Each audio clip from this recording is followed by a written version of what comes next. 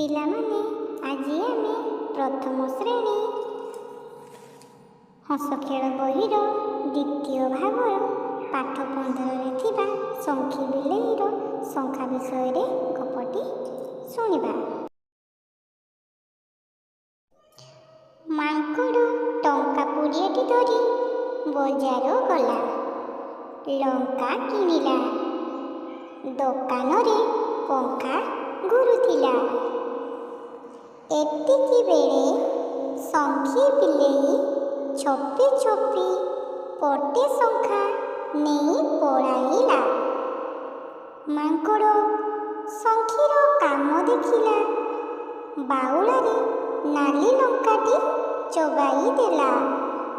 ଲଙ୍କା ଖାଇ ମାଙ୍କଡ଼ର ମୁହଁ ବଙ୍କା।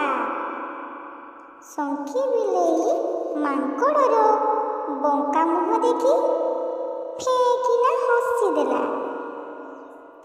ପିଲାମାନେ ଗପଟି ଯଦି ଭଲ ଲାଗିଥିବ ଭିଡ଼ିଓଟିକୁ ସବସ୍କ୍ରାଇବ୍ କରିବା ପାଇଁ ଭୁଲିବନି। ଧନ୍ୟବାଦ।